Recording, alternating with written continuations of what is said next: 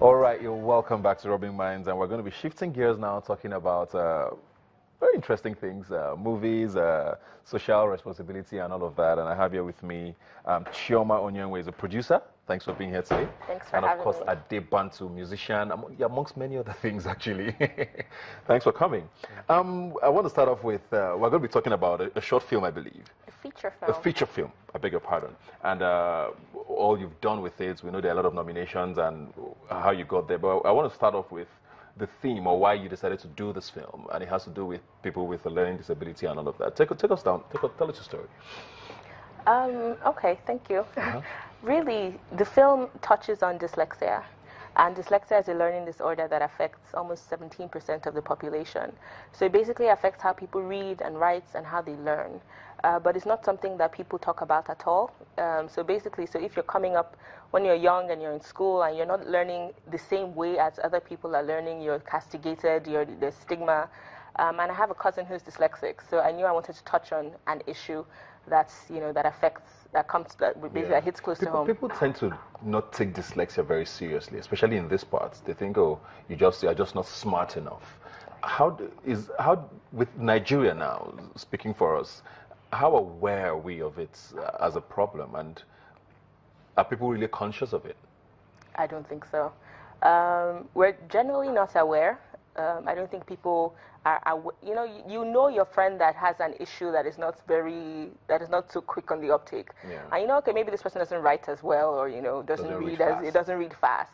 But I don't think we've put a name to it, really. And we're definitely, even in terms of policy with teachers, there's no added advantage. So this child has a problem. Maybe she just needs like an extra 30 minutes to read, or 30 minutes in an exam, and she will do better than she does before. But there's no conscious effort to address it or to define it. Yeah, it's something I know. Even the first time I heard it, which was a long time ago, of course, I wasn't sure what it was, if it was actually a thing. Are there centers here where people could go to for help if you maybe get diagnosed with it? There are centers that help with learning disorders, okay. Ranging from dyslexia to autism to Down syndrome.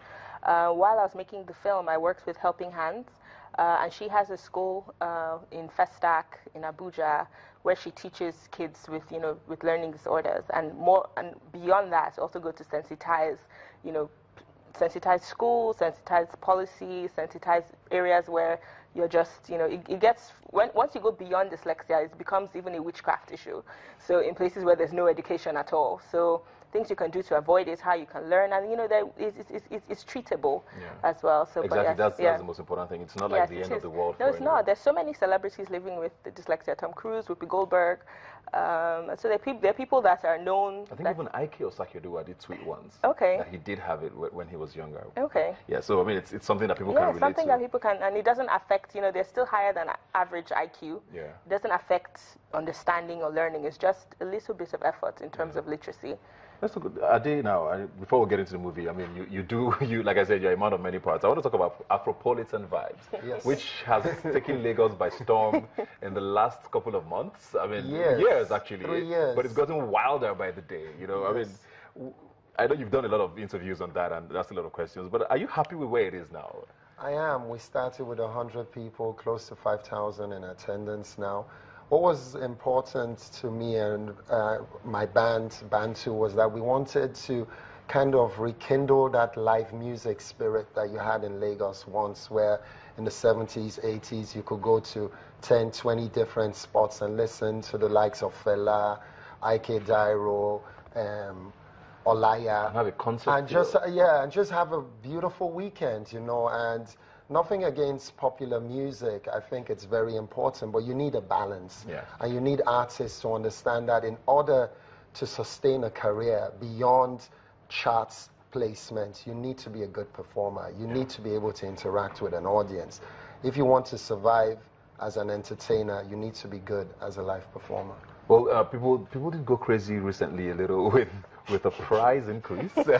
You pulled a subsidy on us. No, not really. And how I mean, an addition has held since then. What has the reaction been? For those who don't know, Afropolitan Vibe started as a free concert. Yeah. We wanted to kind of like create an awareness for this live music. So we said, how about making it free so that people just out of curiosity come attend. Come and enjoy. Started with about 100 people and now it's grown. Over time, we felt that we needed sponsorship. We approached different people, but we know how crazy Nigeria can be. It defies all logic. And we said the only way to protect our baby is to actually put a price on it. This is what I call crowdfunding. Instead of going online and saying, give us your bank details or deposit 10,000, 5,000, 1,000 naira, we're saying, come put your money where your mouth is and come support the movement. That's the only way we can sustain this model. Great stuff. Well, for those who might not know, Afropolitan Vibes does hold a Freedom Park. Every third Friday of the month, we have old school, new school, all kinds of artists, over 140 acts so far. It's all live, no playback, palm wine, good vibes, just having a good time. Now you owe me for that plug. Yes, you do. Let's move on now to 8 Bars and a Clef. Chima, like I said, you're a producer, you're a filmmaker, you love to make films. You've started a lot of things besides even doing films. But what made you, I mean, you've talked about, dyslexia and, learning disabilities. I guess that's what spurred this story, right? Yes, it's part of it. The film is not about that, dyslexia, so it's not like it's not a documentary. You can come and watch it. Yeah. But it just highlights it because I think it's important. Like with film, it's a medium to tell stories and for people to realize, to learn. The film is actually also about music because, as the name says. Yes, because it touches on an artist who just happens to be dyslexic. But for me, I think this is my first feature film, so there's so many things I wanted to say. I think I said too many things. Which isn't always bad. Yes. But then I knew I wanted to make a film. And I had an idea because I wanted to merge certain elements that worked. I wanted to merge music because I was also hoping to make a soundtrack album. I made a soundtrack single. Yeah. Yes. Nigeria. Yeah. But yeah, so basically, I had all these elements in play, and I wanted to touch on something to highlight, I wanted to highlight on dyslexia as well. But it's really a coming of age story about a young man. So it touches, his life, his love, his drama, making it in life. So that's. And you do have quite an interesting lineup. People can tell that is one of my favorites in film general, not even just Nigeria now. What was your criteria for picking? I mean, Wale Ojo, Linda Ejiofor, Kehinde Bankole, these are all award winners, at least most of them. I was so lucky. I think because I work with AFRIF, I work with the festival. So the year before I made the film, so I shot this in 2014 actually, so it's been a long time coming. In 2013, I volunteered at AFRIF for the first time, and then I met all these people. Bimbo, I've loved Bimbo since Out of Bounds. So I met her at WinBiz. So a lot of the people were casted from just like phone calls.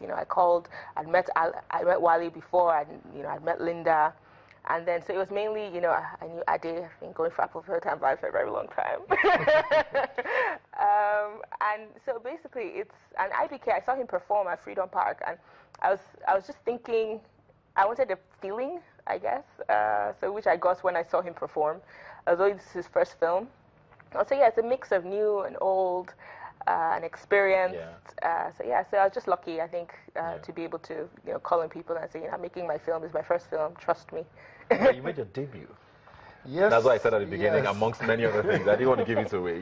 You star in this. I actually saw the trailer, I think, and I was like, oh, okay. Yeah. I didn't see that. You're a villain, are you? Yeah, baddie, a serious baddie, as they would say. Yeah, it was fun, to play a character that is extremely disturbed, complex, and I wanted to also explore the dynamics of the main character's family, the nucleus family, because the dysfunctionality is something that I may not be able to personally relate to, but that I constantly see around me here in Nigeria, and I felt the film was bold enough to explore it, and to a mother that is torn between her loyalties, between her children and her lover, and things like that.